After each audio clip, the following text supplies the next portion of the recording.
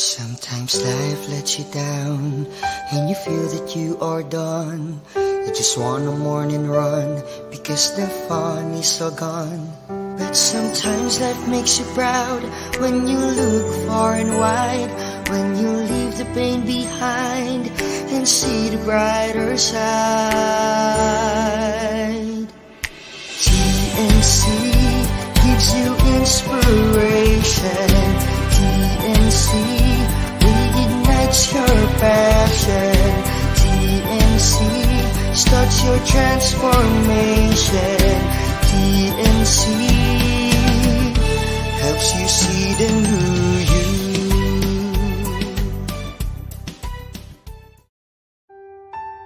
The new channel.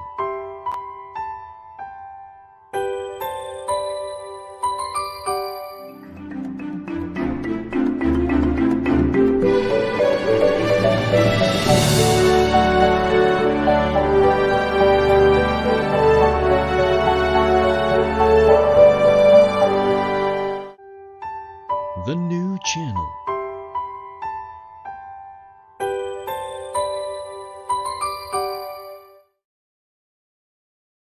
The views, opinions, and insights expressed in the following show are those of the hosts, producers, guests, and viewers. They do not necessarily reflect the position of the channel. Viewer discretion is advised. Hello. Hello! Guys, Good afternoon, everyone. yes, Pat, I want to say something. Passwords are like underwear. You don't let people see it, and of course, you should change it often. And most importantly, you should never share it with anyone. A wonderful Wednesday, and welcome to the new channel. We are here to help you see the new you.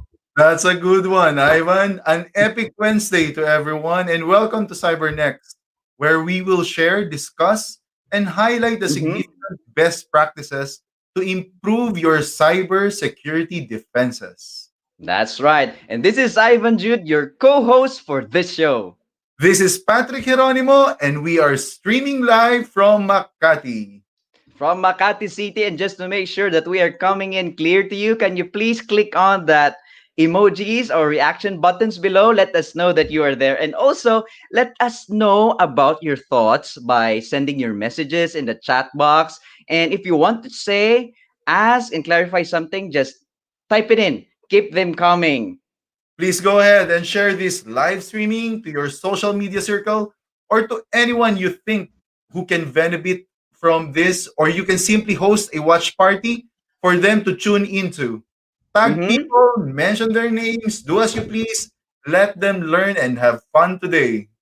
Yes, we will have fun today. Direct, you may now play our intro video.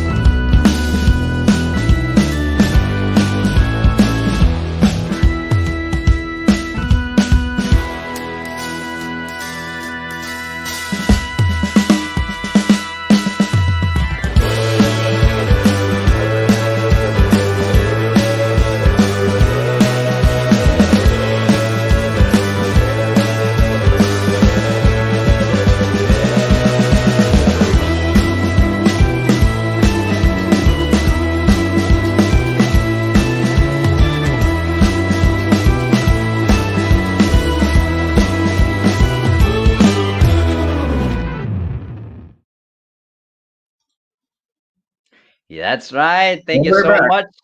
Yes, we're back. I'd like to greet our friends before we start, Pat. I'd like to greet our friends from IPV Network, Miguel, Menchi, Nikki, Romel, and all the rest of the gang. And also from to my friends in Cavite and General Trias, Mr. Don Don Torres, Mr. Ronnie Banikid, and all the rest of the guys out there.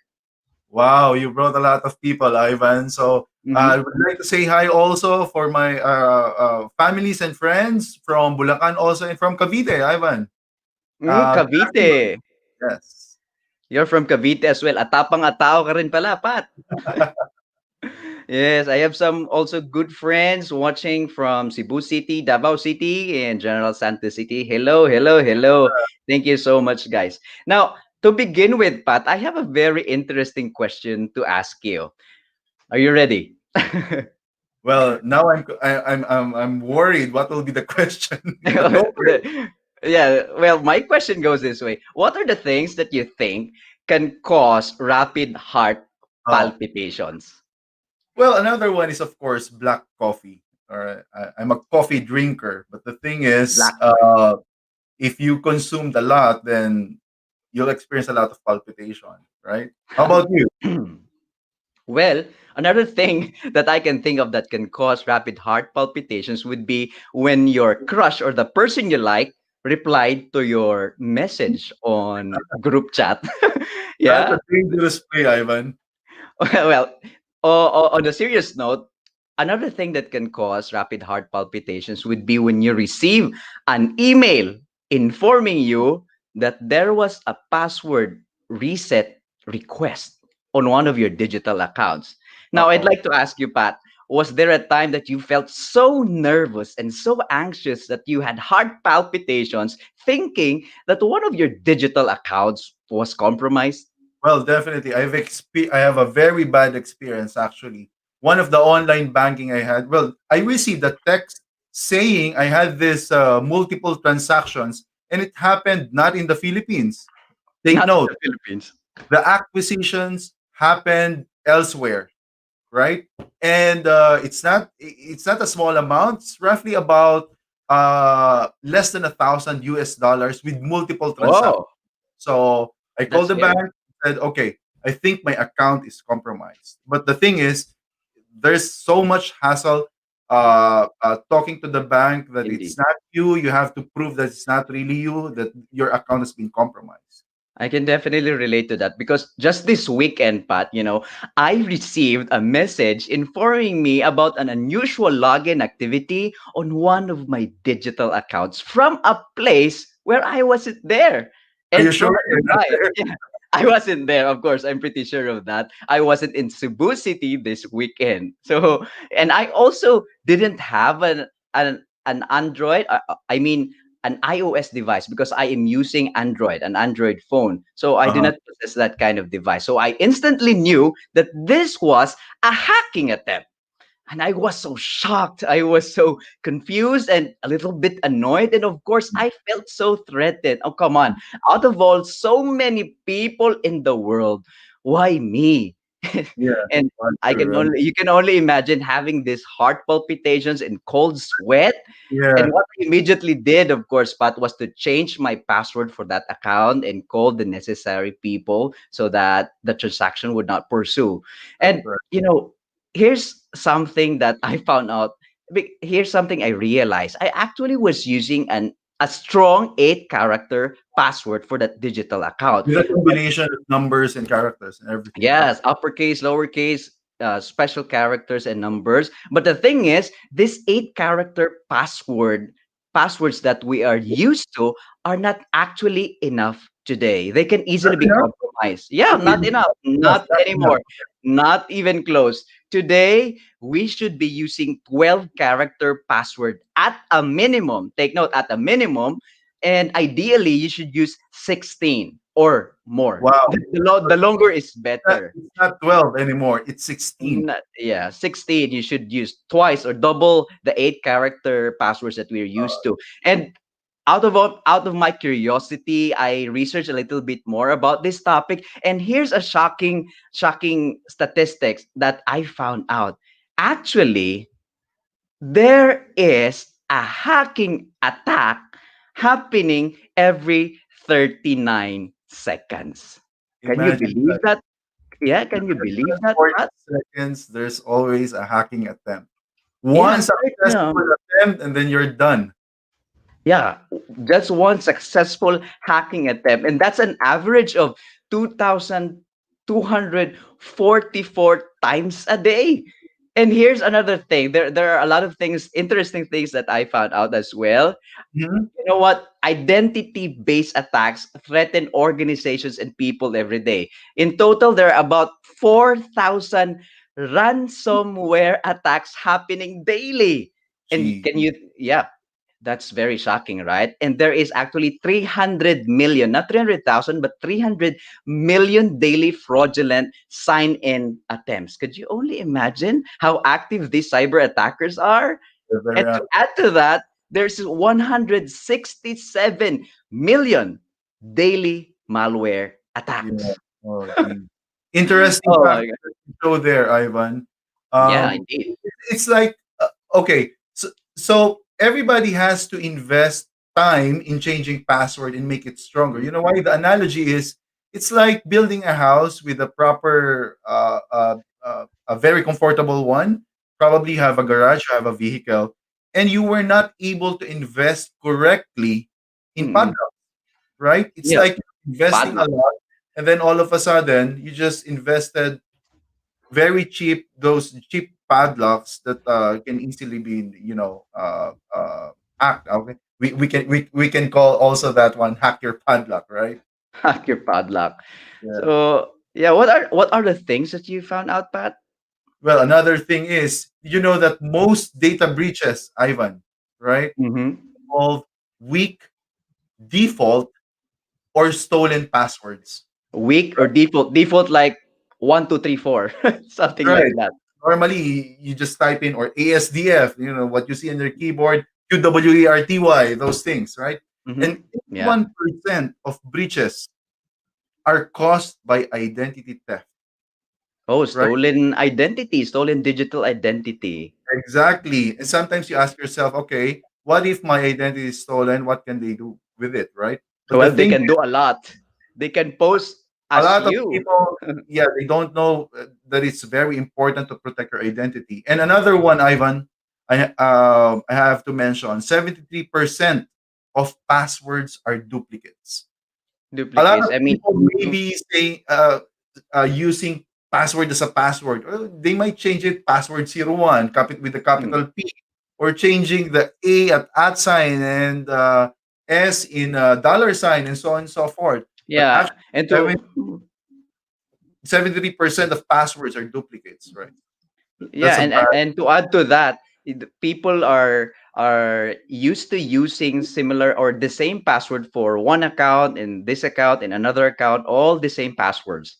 Imagine in a family if they're both using the same address or the password of their home address. It's basically a duplicate, right? And another Yeah. one is 50% of employees use apps that are not approved by the enterprise. It's All like right. you are TikTok. issued, yeah, TikTok, or if you have a company issued smartphone, you install Mhm. TikTok. It's not authorized. These are the things that's currently happening. If that's the reality, or if you're using a laptop, you install a file sharing program that's not Mhm. authorized actually. And over Oh, 80% of all data breaches and 77% of cloud breaches involve stolen credentials. Imagine that. wow. That's 80%. really alarming. Yeah. Mhm. And this is coming from Verizon from their Yeah. 2020 data breach investigations That's right. report. Yeah. Oh, this is very recent. Mhm. Now, having said all of this, Pat, I'm kind of worried, not only for myself, but for other people as well. And I have to question this begs a question at the back of my mind. Is there a way to reduce or eliminate the risks associated with compromised credentials or stolen passwords? What do you think? I can answer that, Ivan. Did you know that 99.9% of credential-based Germs? cyber attacks can be Oh, prevented with MFA? what's that again? 99%. Yes, they can see You that heard on it the screen. right. Mhm. Of credential-based, 99% of exactly. attacks can be blocked by MFA. You know what, Pat? Whenever I see 99.9, I immediately imagine soap commercials. But this one is MFA. And I can see that this study or research is coming from Microsoft themselves, a very credible resource of information such as these. Now, Pat, I'd like to learn more about MFA and how it can block potential attacks to our digital accounts. And I want to understand more the benefits of using MFA in our daily lives or in organizations. So I think you invited someone to join our discussion this morning. Correct. Our guest speaker for today, he's an experienced cybersecurity executive and a thought leader from Silverfort, based out of Tel Aviv, Israel. All right. Ooh, from Also serves- Israel. Yes, he also serves as a director of strategic account at Silverfort. His name is Udi Peled. Welcome, Udi. Mr. Udi Peled. Hey, Our hello man. guys. Hi. Hi, Hi there. Udi. Hi. Hi there in Philippines. Yes. What time is it now in Israel? It's around 7:15 a.m. Wow. Oh, very early. But can you Early and good see the start. books behind Udi? Can you Yeah. see those books behind him? I think he's reading something about social engineering. I can see a familiar book right there. Are you trying to learn cyber attack and social engineering, Udi? Ivan, I didn't know that you can actually read Hebrew. That's good to know. You're talking to a hacker, Ivan. Well, Yeah. speaking of cyber attack, social engineering, there's actually one book that I really like and I've read about a couple of years ago, one written by Kevin Mitnick, The Art of Deception. That is one good book if you want to learn about social engineering. And you know what? Speaking of cyber attackers, I'd like to throw first a question to Go Udi ahead. from Tel Aviv. Yeah, can I do that, Udi? Sure, go ahead. Let's Yeah. try. Now, I'd like to learn or understand more the characteristics of cyber attackers. I want to understand what are they after, you know? Yeah, that's a good question because we tend to think about attackers as being a very homogeneous group, that everyone is the same, but it's actually not. One way that would be effectively dividing them and thinking about attackers when you think of them is trying to characterize them by two independent criteria, let's say. The first one would be how specific the target that the attackers are after. It could be very specific, like a certain person in a certain organization, but it can also be very widespread where the attackers don't really care who they are attacking. And All the right. second, more trivial characterization would be how skillful are those attackers? What are the tools that they're using and the skill that they present? And these are two really independent characteristics. So you can kind of try to fit in the attacks to and divide them by these two criteria. I'll give a few examples. All right. If you see that the attack is not very specific in the terms of there's no research and there's no specific social engineering around it, then you know that it's not very targeted attack. And also Just that out of the the blue. level is very low, then you can kind of characterize them as being script kiddies. Yeah. Script kiddies. Oh. Yeah, exactly. This I is, think by the every way, the attacker base of starts the from there. pyramid. I beg your pardon? I think all attackers at some point started from They being script. started being a script Yeah, kid. yeah. Actually, that might be true, you know, and maybe the only exception is the other extreme, where you find very targeted attacks, and also the skill level very high. And this is where you find the APTs, advanced persistent threats, the nation state sponsored kind of attacks, where they kind of, you know, target the talents in advance and they train them in a very organized way. But that's the kind of the other extreme. In the middle, you can find either being the skill level not so high, but still very specific attacks. For example, targeting a specific organization with denial of service attacks. Yeah. And then just to complete the picture, you can also have, on the other hand, something that is not very specific in terms of the target from the attacker perspective, but the skill level is still very high, demonstrated more or less in ransomware attacks, where where we have NotPetya and WannaCry, very famous attacks. Yeah, Wow. famous attacks. Wow. Exactly. That's, That's very famous actually here also in the Philippines. I have another question, Udi. Mhm. Um, what is the built-in asymmetry between attackers and the defenders? Yeah, it's not always a fair game out there, unfortunately Because for us. because So these things attackers are really using automated tools, and defenders are always on the lookout, right? yeah, it's just cyber the game or the rules and the game in cybersecurity battles is not very different sometimes from what we see in the real world.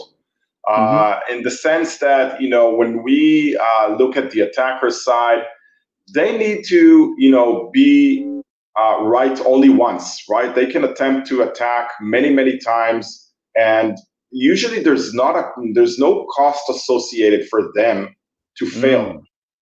On the other hand, when you look at organizations that invest so much in protecting themselves, it's enough for them to get it wrong only once in order to Only lose. one. Yeah, only once, and all the rest of the efforts, you don't get a medal for that, right? Um, and this is one example of having this built-in asymmetry that we need to deal with. Another very, I think, trivial and classic example to describe this asymmetry would be just the fact that attackers have no rules, They Yeah. have and no. we as defenders, as organizations, we're highly regulated, right? We need to conform with a lot of rules. Yeah. So it limits our ability. We can't attack back, very Yeah, basically. we cannot fight back. Yeah, Yeah. Exactly. actively. It's, Yeah. it's still an unfair game. Yes, Exactly. speaking of unfair, now that you mentioned that, Udi, I understand that it's very hard for defenders to defend the turf, their network. Now, what used to be an effective defense strategy for them, knowing that attackers have no rules and they can just do whatever they like with the tools at their disposal. So what used to be an effective strategy that these organizations are used to using? Yeah. So first of all, I think the background that you kind of mentioned at the beginning of the talk, where first of all, passwords were enough in order to protect the identities, the virtual identities that organizations are building for each employee. And Mm-hmm. moreover, in the until recently, the organizations had networks that they built fences, what we call perimeter defenses, Perimeter, yeah. firewalls, yeah, firewalls, and all the basic security controls that Mhm. whoever is a little bit in the midst of things is already very well familiar with. Mhm. And these prevention tools try to keep the attackers completely out of the secured network.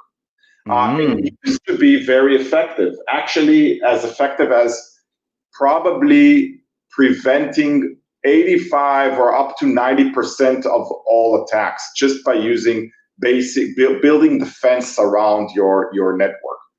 The only exception at the days was very, if you remember the skill level that we talked about, very Yep. well, Yeah.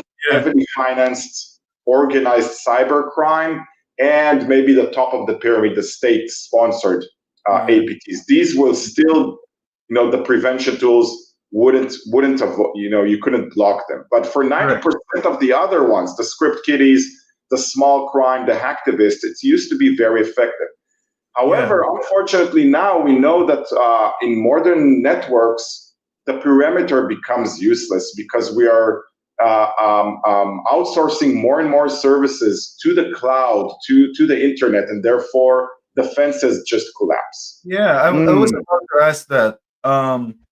How has the threat landscape recently evolved with this pandemic, right? Um, Yeah. Probably more than half of the workforce on every enterprise out there or small companies are working from home. How has the threat landscape, evolved? And Yeah. same question also for the defense landscape. You as an Yeah, not only. IT admin, you have to be prepared in these cases. Well, nobody planned for it, but at least right now, uh, How does it evolve? Yeah, I guess, so of course everything was accelerated dramatically with the pandemic I when more agree. and more people kind of connect from remotely. So think about that fence.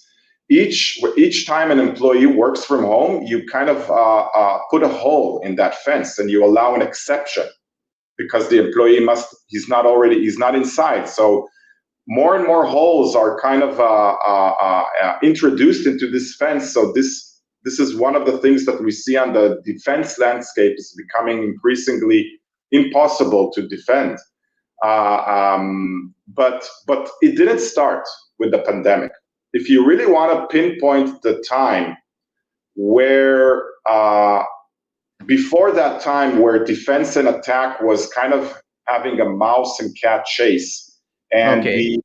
and and it kind of was that no party has a dramatic advantage over the other, and suddenly Yeah. something happened. Yeah. Suddenly something happened in 2007. Can you try to guess Mhm. what that event was?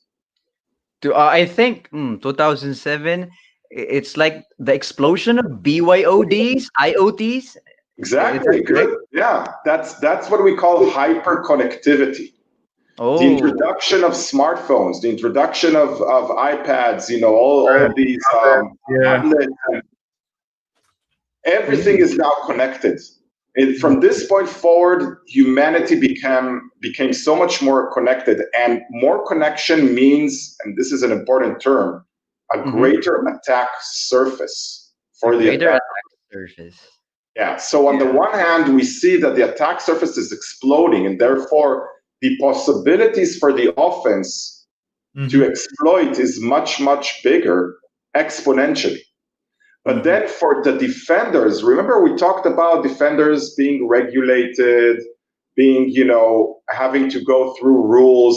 They can't pick up on the same pace and changes that the offense is Well, well. since 2007. And this add for that the pandemic where everything is now connecting from remote and you get just a dramatic gap that can't be closed very easily by the defenders. Where the gap is really widened because of Right the things now. that are Correct. happening right now. Correct. I agree. And from the attacker side, by the way, we see a commoditization. So the attack tools that used to be only owned by nation states, are now there's a spillage to cybercrime, and from cybercrime to script kiddies. The skill level that is demonstrated is going increasingly high just Yeah. because of how things evolve on the And attack. you have to Yeah. remember this is a state backup a group. They're probably hiring a lot of army of newbies in terms of hacking. I have to Yeah. ask also, um, how are these recent landscape, Udi, changes in landscape changes impacting the attack methods? Why is stealing credentials more popular than ever before? Right? What can they gain from it? Well, yeah, I mean, you can think about it as the attacker having two options. If I'm an attacker and I want to compromise your machine, Patrick, remotely, I have basically two ways to do that. Either develop and build a specific malware from zero that will exploit a very specific vulnerability on your specific computer. This is one option, using malwares. The Okay. second option is what we call living off the land. I'm already inside some kind of a network or, Uh-huh. or on the You're perimeter. yeah, using And the whatever resources in there, right? right. And for reasons I think we don't have time to extend, but in many cases, the passwords and credentials are leftovers in all kinds of places that reside in the network. And it allows me to steal your credential or that is left over in some other machines and use it in order to connect to your machine. So which of those two options is better for the attacker? I can definitely say that stealing credentials, it's easier, It's cheaper. It doesn't require you heavy R&D in developing a special malware. And also, it's much safer because when you use a malware, the other side usually has a basic tool that is called antivirus or anti-malware. And when you use a malware with an anti-malware, you're detected, you're exposed as an attacker. So it's risky for them. However, if we're using your own username and password that you've been already using as an employee, then it doesn't necessarily raise any suspicion. Yeah, you have a kingdom. Exactly. That makes sense.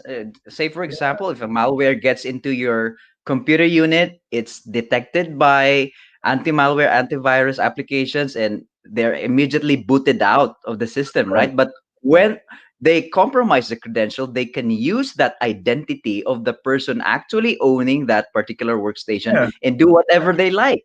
And Exactly. those security layers would actually see these are legit transactions, right? Yeah. Exactly.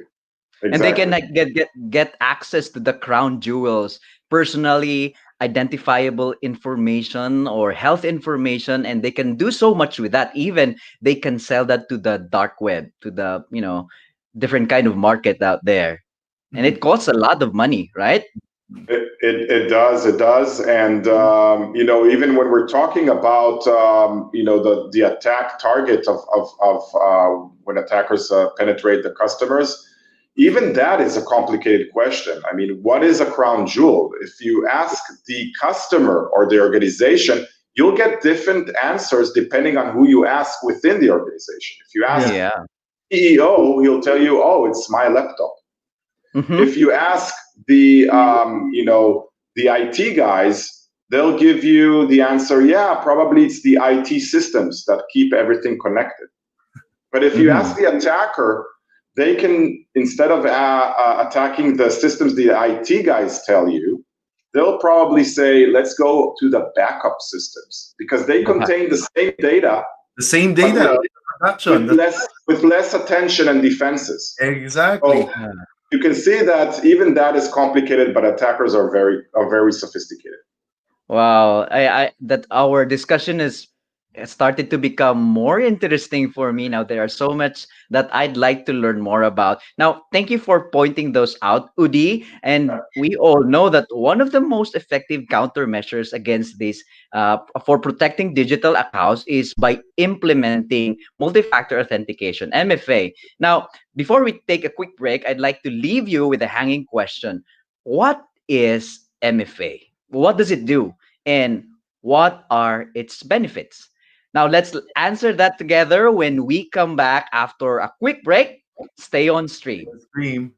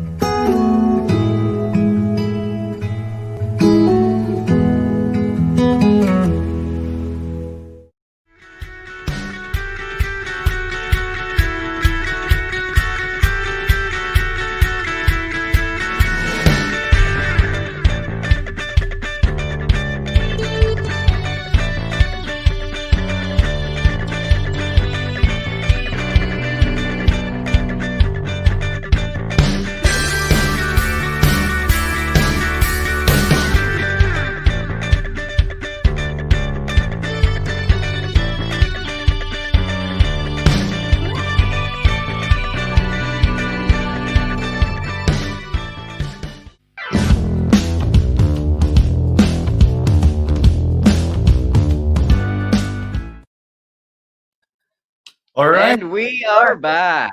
So before the break, you asked Udi the question, but we've mentioned about MFA, right? So Yep. let's dig in MFA. deeper. So by showing our viewers the word of the day, all Word of the right? day. Word of the day is MFA. It's multi-factor authentication. It's actually an authentication scheme that combines the requirements of something you know, Mm-hmm. something you have, and Mm-hmm. something you are, and something you do, and somewhere you are to prove Somewhere you your are. somewhere you are to prove your identity, right? Nah, I just recalled the incident, Somewhere you are. I wasn't in Cebu City last I have to weekend. ask again. Are you sure you're not in Cebu? I was not in Cebu City last weekend. Now, Okay. when you say multi-factor authentication, you have to combine these different authentication factors, right? Something Correct. that's a password. You can Yeah. use a password for that. Something you have, maybe a smartphone or a key card, right? Yeah. Or Something you you're are. correct. And Mm-hmm. these things are being combined to create a multi-factor authentication. There's an Oh, algorithm behind it, right? yeah. Yeah, and So speaking of multi-factor authentication, I really thank Udi, our friend from Israel, for telling us more about how multi-factor authentication can help us in protecting our digital account. So I'd like to bring him back on screen to join our discussion again, and I'd like to hear his answer on what is MFA, what are its benefits, and what does it do. So can you please bring back Udi on the line? Hey, Hi, hi. hey, welcome back, there Udi. you go. Thank you. Thank you. Yeah. Good to be So, back. Yeah, so again, if we go back on multi-factor authentication, it's called multi or second or third. So the first factor is what we say when we type in our password. That's one. And Mhm. think about it, the system doesn't, it can only verify whether the password was entered correctly. They can't know whether this actual password is being entered in real time by the user, that is the legit user that is trying to use it, or whether it was stolen and actually someone else is trying to type in the password now and authenticate into your systems and steal data. Mhm. So we need another way, an additional layer of verifying who is really trying to access that resource or system before we grant that access. And again, the importance of that is all of what we just discussed. So remember, everyone is trying to steal your identity and passwords. Everyone. It's not only the simple guys, it's also when you even think about state sponsored attacks, Russia, United States, the NSA, they all do basically stealing credentials from the very highest level to the lowest level. So that's the most wow. important part, is to secure that. Yeah. And the way we do this is, as you mentioned, and you already in your preview, is adding another a way to prove the identity. We can always think about a trivial example when you're trying to access your bank account Mhm. online. Hmm. Yeah. The first factor, you type in your username and password that you defined. However, it's not enough.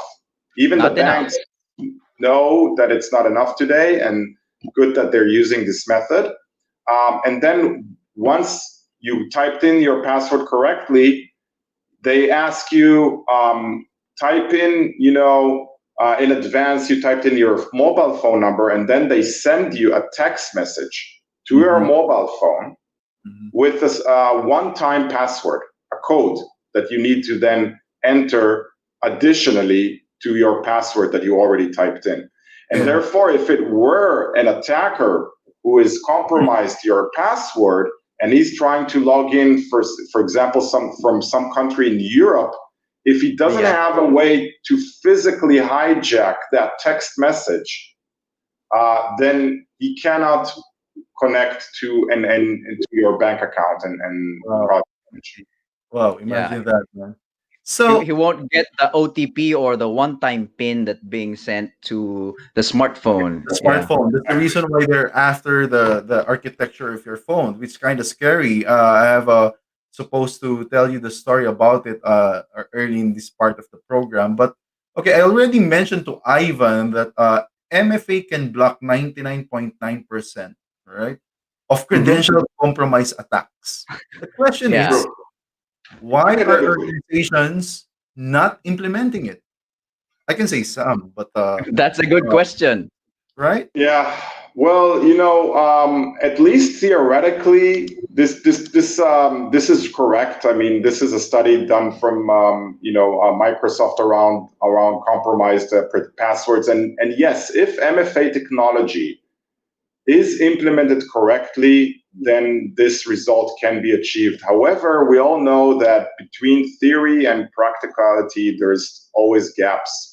And one of the main challenges or gaps that we see with existing MFA technologies is the way they're implemented. They rely on installing an agent and software on the resource that you wish to add MFA service and protection on.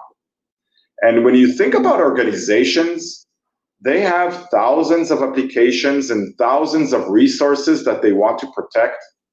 It's just really unpractical to now install agents on each and every individual server resource that they wish to add MFA protection on. And again, it goes back to the limitation of existing MFA technologies that require you to install their own agent and software in the first place. Mhm. This is one of the main barriers to take it practically. And when you're thinking about the recent changes, the pandemic, working from home, and having more and more people trying to access from outside to inside, and having many of the resources not all in the cloud, then this becomes even more impossible. Mhm. Wow, that's really now. Speaking of implementation of MFA, Udi, what do you think are the design flaws in the current implementation of this technology? Why do you say that the current MFA solutions give a false sense of security to organizations? Yeah, that's a hard statement, but unfortunately, in addition to what I've just described, that limits the operative capability of an organization to really implement MFA everywhere because that they are using agents. There's a Mhm. second. Oh. There's a second challenge that says that actually is described in the following way. Even if an organization, for let's say a portion of their network, let's say for selected type of resources, Mhm. they do go through the hassle of installing an MFA software to provide MFA protections on those subset of resources. Even for those resources, the level of protection is very, very limited. It is able to protect those resources only if the other side, the attacker or the employee, is trying to access that resource through the user interface, what we call remote desktop, for example, RDP. And I won't get into all the technical details why is Sure. that so, Mhm. but I can just tell you that protecting the user interface is almost useless because Mhm. this is Oh, exactly the interface that attackers do not use when they try to access remote Of course. systems. yeah, When we think about all the movies of attackers, we always see those command The lines. code, the yeah, matrix style command prompt, yeah. yeah. Exactly. Attackers want to do it stealthily. Of Exactly. course. They want to do it stealthily, and there's a lot of supporting evidence to that. Did you know that almost 70% of all breaches by attackers, organizations don't even know about, and when they are notified, it's notified from external entities such as government agencies. They don't even What? know that. Mhm. So yeah, it's indeed stealthy, and the reason being is that they're using command lines, they're using remote tools, admin tools Yeah. that are not the user interface that the current MFA technologies are protecting. So they might help some organizations meet formally or officially some compliance or regulation, Yeah. but not necessarily the security that they're looking after. Well, now that you've mentioned it, I'm pretty sure that some of the traditional MFAs out there cannot really support those tools that you've mentioned.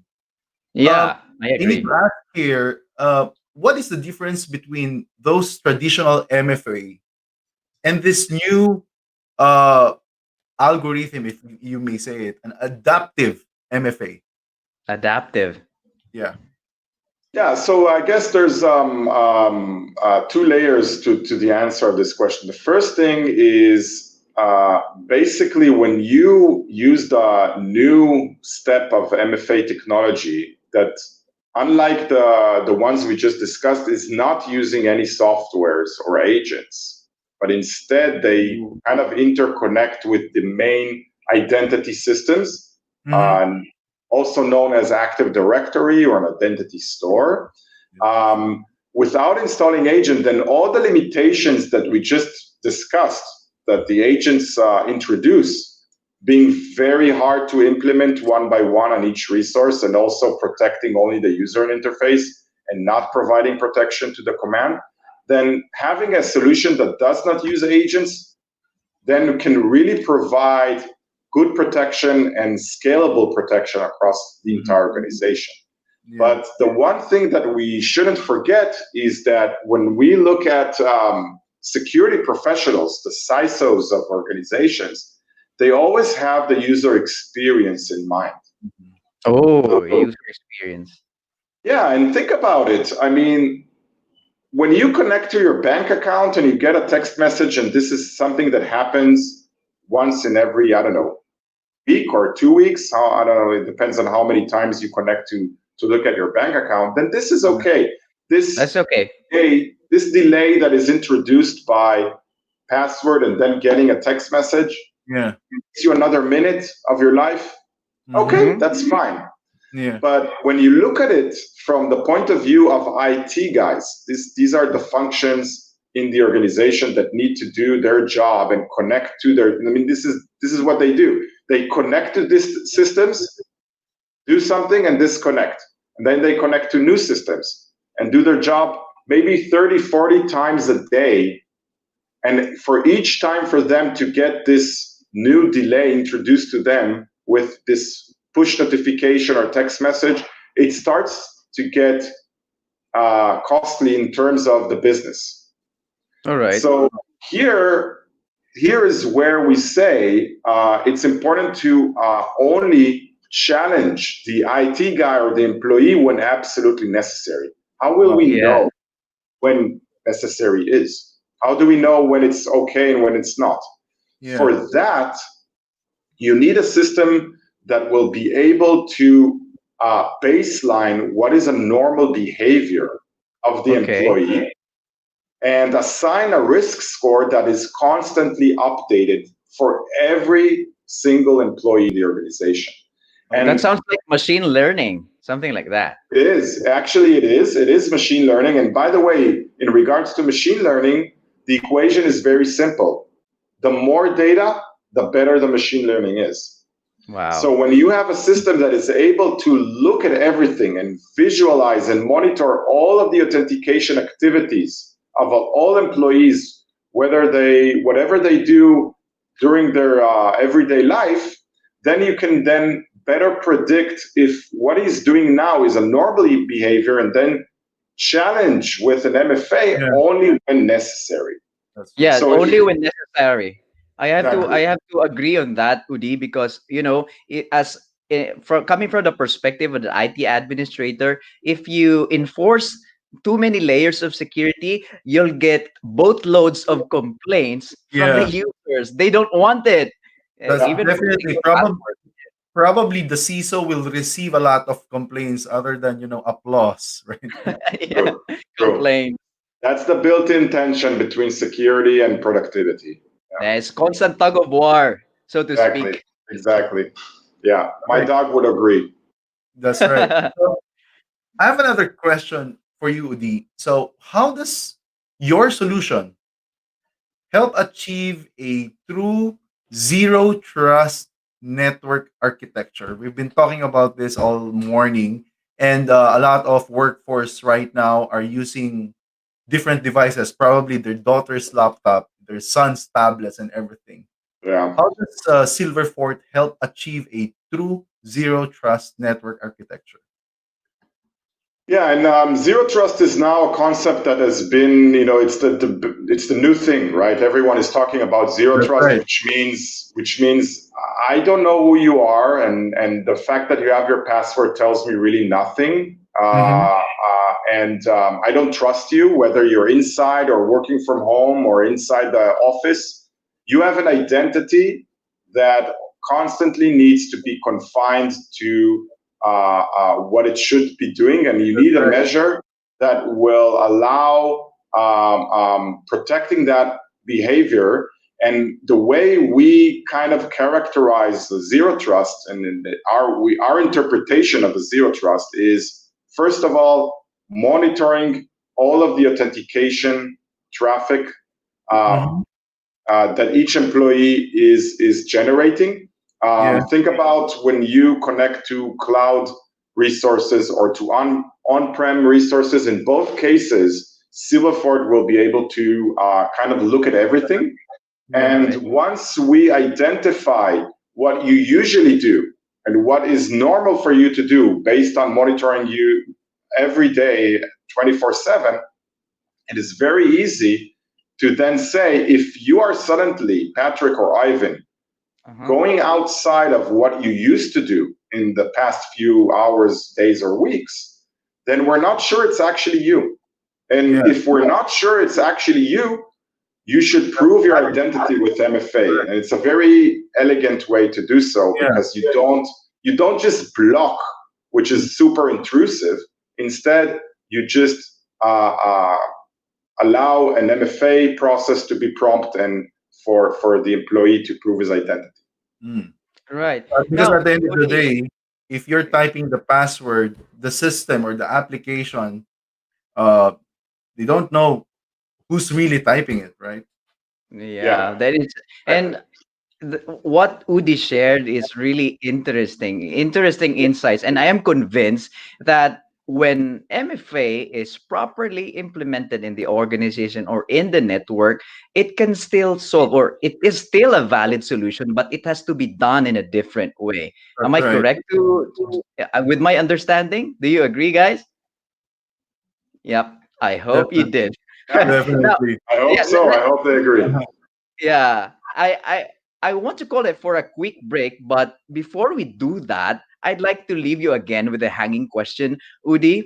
Uh, Understanding that MFA can really help organizations prevent 99.9% of cyber Mhm. attacks, Yeah. how do you, or what should they keep in mind when implementing this solution? What are the best practices that we Mhm. should always follow when implementing MFA? And we are going to answer that when we come back after a short break. Stay on stream.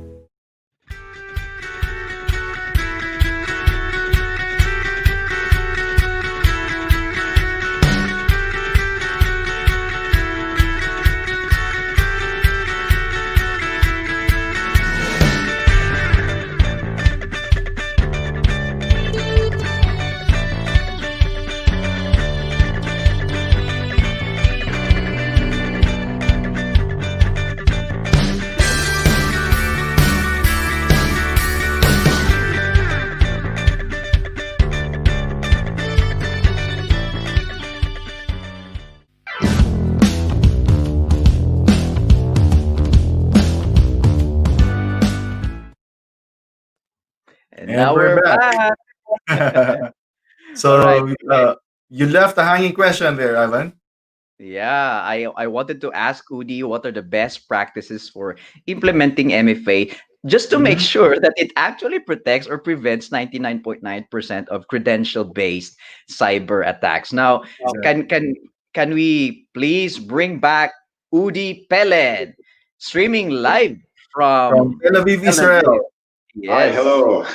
Good to be back. Mhm. Yeah, so best practices on implementing MFA, we should think about it, I guess, as a journey. You don't start full blown from day one on everything.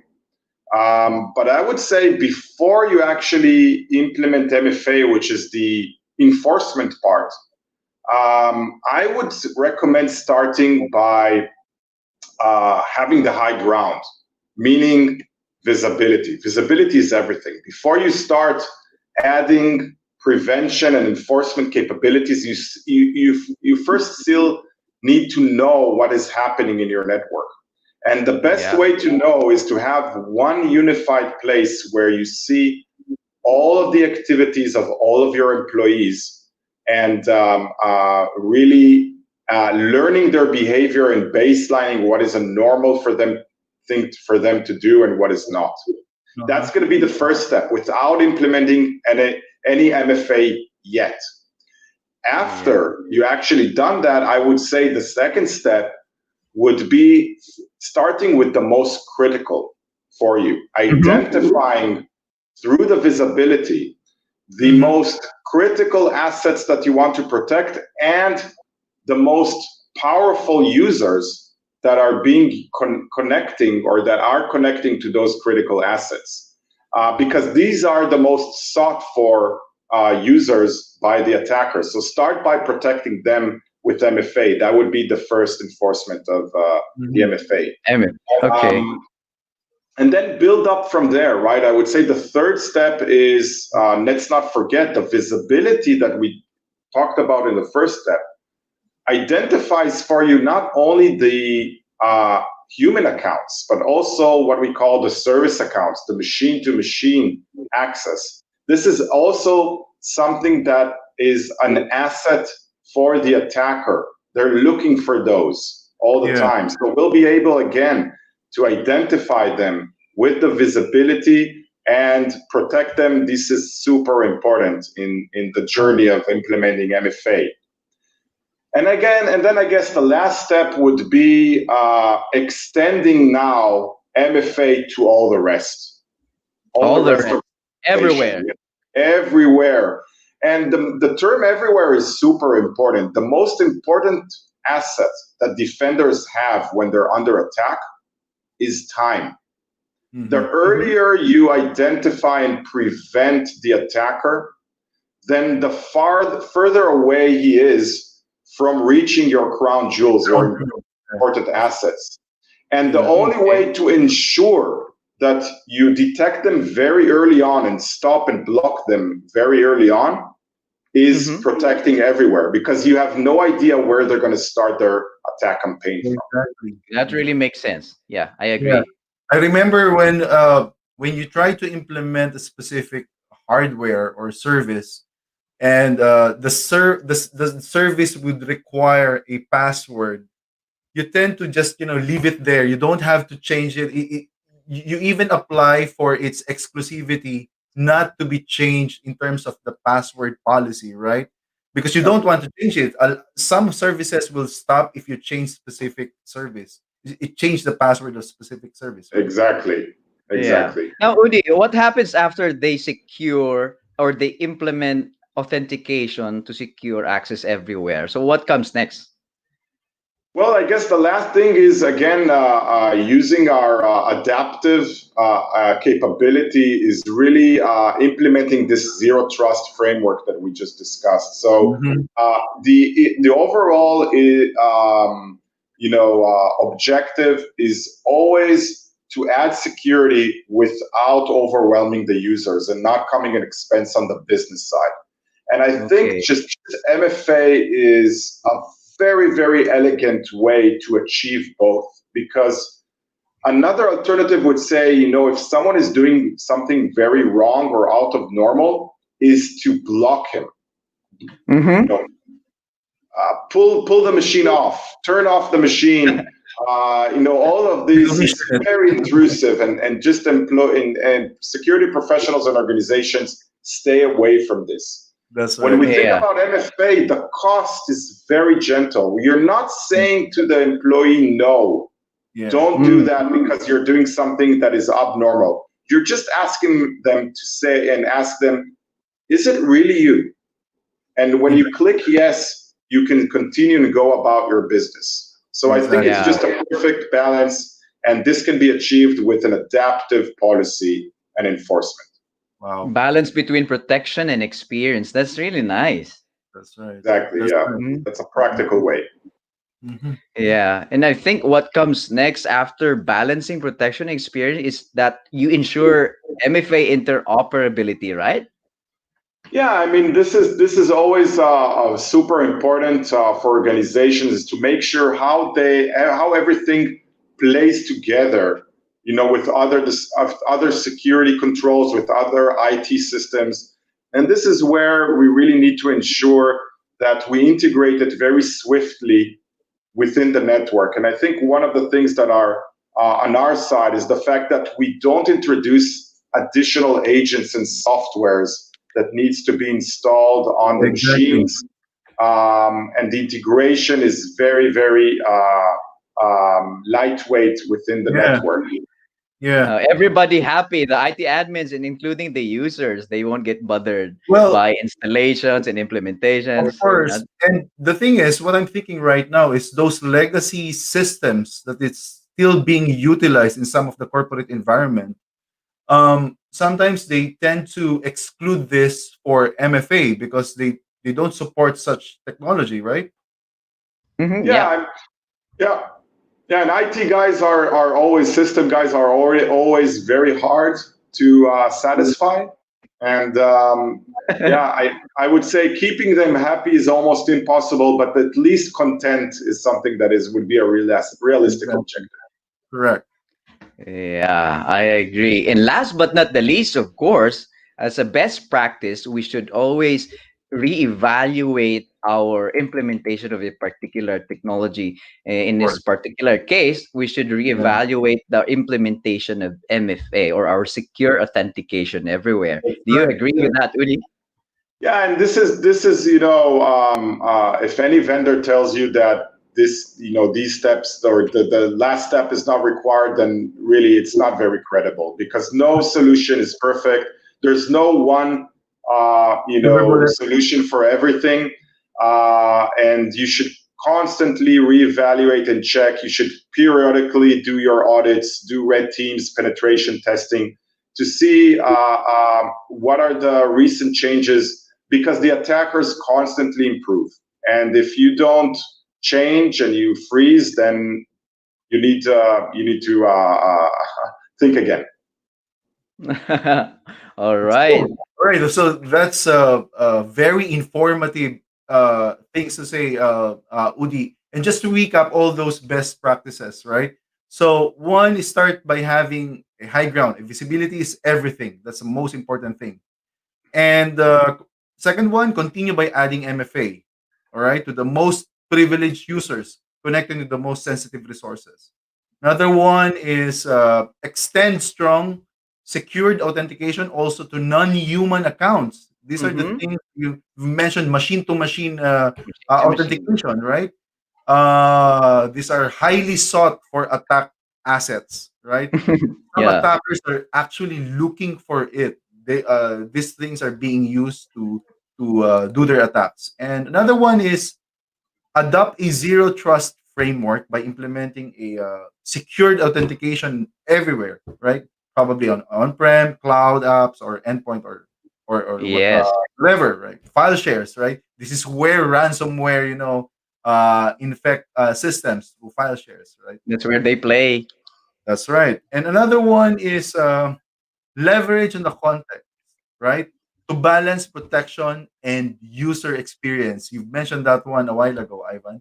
And Yeah. another one is ensure interoperability. I've mentioned about the legacy or homegrown applications that's still being utilized. And at the end of the day, when they try to implement MFA, they would present a list. Okay, exclude these systems. If I'll be the CISO or the CIO, I would ask why, right? And the last Yeah. one is reevaluate secured authentication, right? Hmm. And I'm pretty sure some of our listeners would actually think, "Oh, okay, I should try this one," right? They definitely should try. Right? Or try to look in this platform. Definitely would actually help the entire corporate environment here. Yeah. Udi, how can our audience test out Silverfort for themselves? Do you have a demo? Yeah, we can. First of all, we can start off with a live demonstration of all the different advantages that we went through. Our agentless platform that can provide really the way to implement MFA properly and Mhm. everywhere. And on top of the demo, they can also, of course, have a POC and test the system. They can either do this very easily by connecting to our cloud infrastructure. They just need a username and password, and they'll be able to connect to a cloud environment that doesn't really require any setup on their end. Mhm. And for those who are looking for testing how it works actually on their systems, we can always offer a POC that would be on-prem in their production systems. Mhm. Now, that's really wonderful, Udi. Now, to all people out there, to especially to IT admins and organizations, again, I'm saying that MFA, if implemented correctly and properly, it can prevent 99.9% of credential-based cyber attacks. You have to check this out. You have to keep the seven best practices that Udi shared with us this Uh-huh. morning. Now, Udi, thank you so much. It's a wonderful opportunity to have you here on our CyberNXT talk show. It has been a fun discussion with you today, Mhm. and we Real learned a fun. lot from you. Yeah, it's real fun. Thank you so Now, much. we You appreciate had a you blast. accommodating our invitation for to be our guest speaker for this episode. But we will definitely invite you again. Is that okay with you, My Udi? pleasure. My pleasure. Anytime. Thank you, Now, Udi, thank you and so. we hope that this episode was helpful and informative for you. And if you enjoyed our show, hit the like button, share this to your social circle, and click on subscribe. There are a lot of interesting cybersecurity matters that will be talking about, and we invite you to learn more with us in our upcoming episodes. If you need Yeah. advice or guidance on cybersecurity, feel free to get in touch with us. Email through cybernext@ipvnetwork.com, and we will Mm-hmm. be more than happy to assist you. Yes, that's correct. So catch us again next week, same time, same place. You should be aware, be informed, and be secure because in this digital world, you should be mindful of the things that you do. Your next cyber strategy should start with you. This is Ivan Jude saying goodbye for now. This is Patrick. See you again next week. See you again at CyberNext. Bye bye.